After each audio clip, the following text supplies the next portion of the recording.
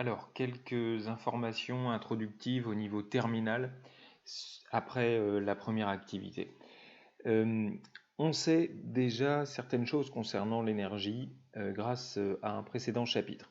On sait qu'un système macroscopique, un objet, peut emmagasiner de l'énergie sous forme d'énergie potentielle et sous forme d'énergie cinétique. On a vu ça un peu plus tôt dans l'année.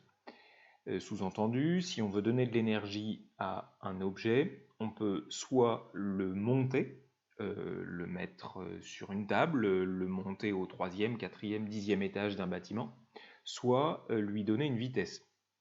Mais peut-être, et c'est la question qu'on va se poser dans ce chapitre, peut-être qu'on peut donner de l'énergie à un objet à un niveau microscopique, au niveau des atomes et des molécules qui le constituent. Et on peut se faire cette réflexion légitimement à partir de l'illustration suivante.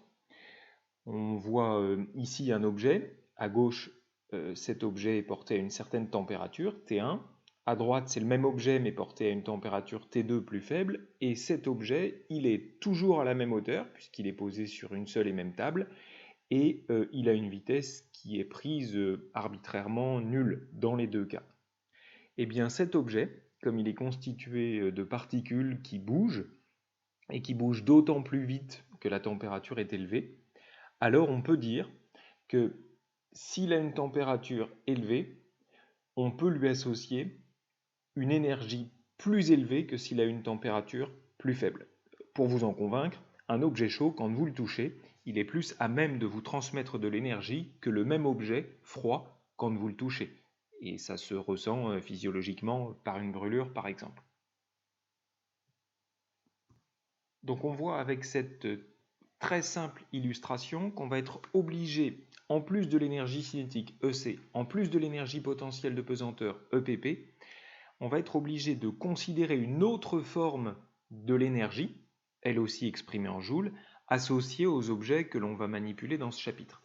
Et cette énergie, il va falloir lui donner un autre nom et aussi un autre statut. Je veux dire par là que ce sera de l'énergie à l'échelle des atomes et des molécules qui constituent l'objet.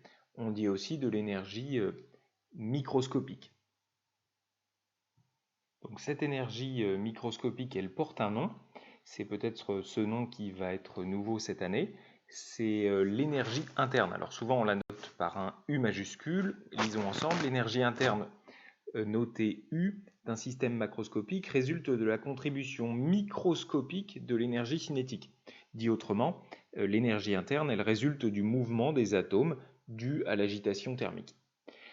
On s'intéresse rarement à l'énergie interne elle-même, on s'intéresse plus souvent à la variation d'énergie interne. Alors lisons. Lorsque la température d'un corps qui aurait une certaine masse m passe de la température donc Ti à la température Tf, I comme initiale, F comme finale, alors la variation d'énergie interne, et c'est là que vous allez sans doute retrouver une formule de la classe de première, la variation de l'énergie interne, c'est la masse de l'objet fois sa capacité thermique, on reviendra sur ce terme, fois la température finale à laquelle on soustrait la température initiale.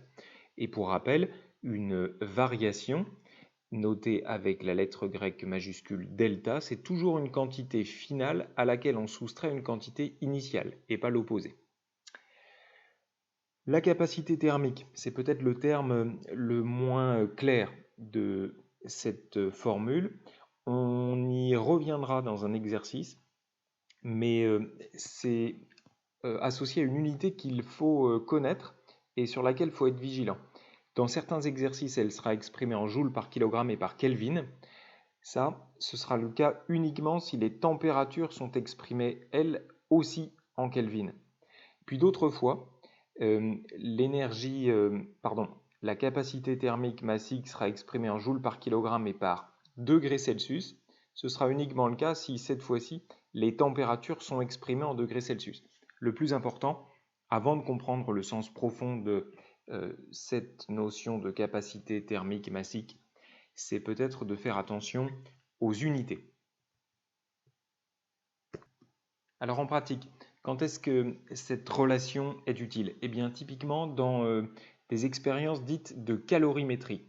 Alors un calorimètre, ça n'est rien d'autre qu'une bouteille thermos, une boîte que l'on suppose parfaitement isolé de l'extérieur. Sous-entendu, même au bout d'un temps infiniment long, toute l'énergie qui est contenue dans la boîte n'a eu aucune occasion d'en sortir.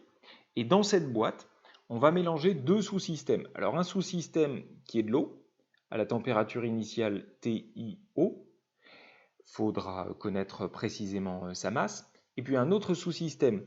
Ici, c'est un solide, placé initialement à une température a priori différente de l'eau.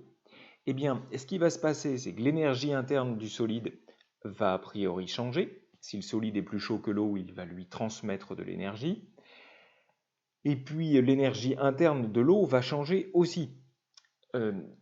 Si on vient de le dire, l'eau est plus froide que le solide, l'eau va se réchauffer et recevoir de l'énergie interne de la part de l'autre sous-système, le solide. Ce qui est important, c'est que l'énergie interne totale du système bleu, elle, va être constante. Cette idée illustre bien la notion d'échange. Échange entre le système rouge et le système vert, mais à l'échelle du système bleu, qui est en fait la réunion du système rouge et du système vert, l'énergie interne n'a pas changé. Bon, il va être temps d'aller se confronter dans l'activité 2 à ce type de situation.